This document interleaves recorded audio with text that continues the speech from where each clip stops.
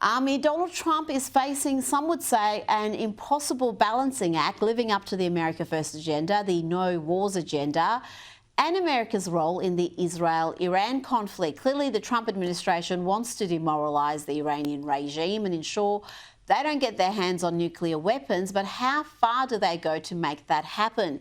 Here's what Secretary of State Marco Rubio said after Israel took action against Iran. He said, Israel took unilateral action against Iran. We are not involved in strikes against Iran, and our top priority is protecting American forces in the region. Israel advised us that they believe this action was necessary for its self-defense. President Trump and the administration have taken all necessary steps to protect our forces and remain in close contact with our regional partners. Let me be clear, Iran should not target US interests or personnel. This is very difficult for the Trump administration. How can Donald Trump manage the expectations of the no-war members of the base, which are not insignificant in number? Yeah, no, it's a very difficult situation. And frankly, look, we've talked about this before, and it's doubly true now. I think the Iran strike kind of highlighted this discrepancy and the split in the Republican Party between traditional Republicans and isolationist Republicans.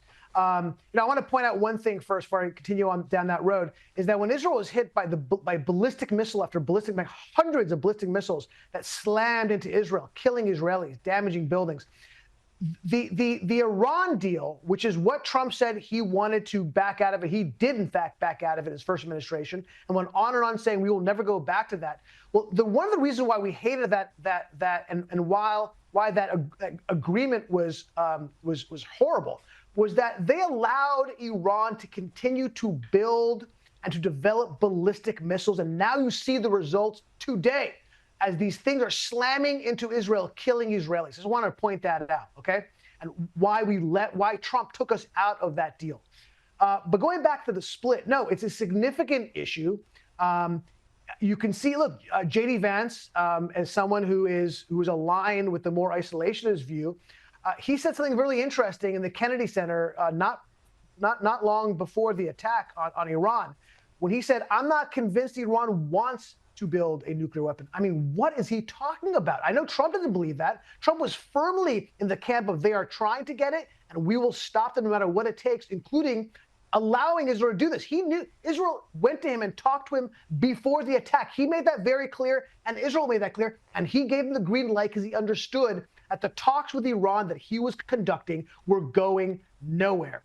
But when J.D. Vance says, I don't know if they want it, it reminds me, Louita, I've told the story before. It reminds me of when I met with the Obama negotiators of the Iran deal, and I asked them the same question, and we're talking about Iran and nuclear weapons. They said to me, how do you know they want to build nuclear weapons? We're experts and we don't know. It's alarming to me that he used the same language as them. But look, Trump is firmly in the camp of we have to stop Iran, and I'm glad that he did. I think the world is better off for it, frankly. Well, what do you see happening next? Are we going to see this conflict continue until Iran is demoralised to a point that any ambitions of having nuclear weapons is gone for the time being? Or really, if you need to cut off the head of the snake, do you need to have regime change? Because the mullahs aren't going to stop after this. They're just going to regroup and launch the next campaign. Look, regime change is, of course, ultimately what everyone wants, right? Remember this. The Iranian people are great. Look, I am Iranian, okay? The Iranian people are pro-Western. A lot of them are pro-Israel, frankly. They're very practical. They understand how the world works. The compact between the regime and its people, the reason why the regime is still around is because they made a deal. They said, look, don't get involved in the way we run the country, and we will allow you to have a great life, a material life, business and money. Well, they failed, and they failed the Iranian people, that compact, right? And I think that ultimately that's what is going to push regime change, and that should come internally. We should not be pushing it ourselves, although we shouldn't be hindering it. Look, if you guys remember, there was a point in time when there was a possible revolution brewing in Iran And Obama did not do anything to help the revolutionaries flip the regime. No. We definitely don't want troops on the ground. No question about it. But you want to help the people who are trying to reform that country. And he didn't do it.